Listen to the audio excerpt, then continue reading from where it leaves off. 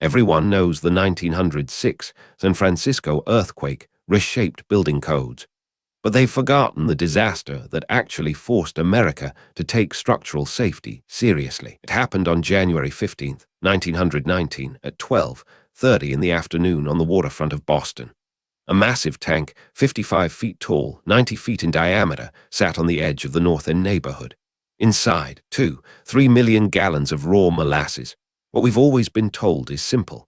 The tank failed because it was poorly built, the metal rusted, and gravity did the rest. A straightforward engineering failure. That's the story that's stuck for over a century. But look at this document right here, the original inspection records from the tank's construction in 1915. The tank wasn't secretly corroded. In fact, it was repainted regularly. The rivets weren't shardy either, they were standard for the era. And the metal thickness, adequate by every code in existence at the time. So if the tank wasn't defective, what actually happened? The answer sits in a detail almost nobody mentions. The molasses had fermented.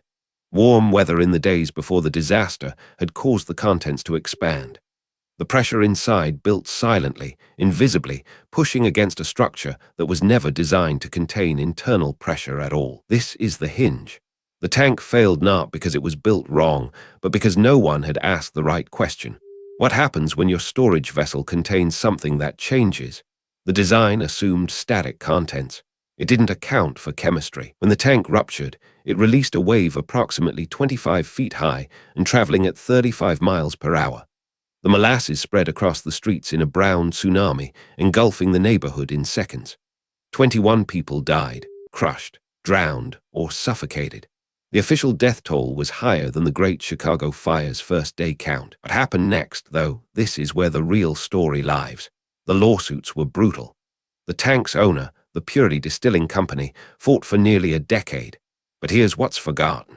The legal arguments forced engineers and judges to confront a question that had never been systematically answered before.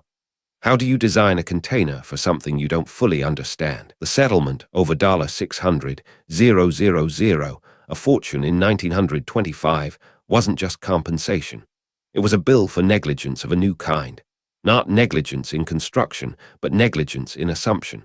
You can't just assume a design is safe because it follows the rules. You have to test what actually happens inside. This case became the blueprint, literally, for how American engineers would approach industrial storage from that moment forward. Load testing became mandatory. Material science expanded. But more importantly, the concept of worst-case scenario entered the design vocabulary for the first time at scale. Before 1919, engineers designed for normal conditions plus a safety margin. After Boston, they designed for conditions they hoped would never happen. That shift, from optimism to caution, rippled outward. Every bridge, every dam, every pressure vessel built after this moment carried the ghost of that molasses wave in its specifications. The Federal Reserve Building, completed in 1935, was one of the first major structures built with these new principles embedded in every decision. Its vault doors, its structural redundancy, its testing protocols, all of it traces back to a tank of fermented molasses on a winter afternoon in Boston. So the accepted story, old tank rusted and failed, misses the entire point. The real story is about how a disaster forced us to stop trusting assumptions. It's about the moment America realized that good intentions and standard practice aren't enough. You have to interrogate your own designs. The molasses itself, by the way, took months to fully clean up.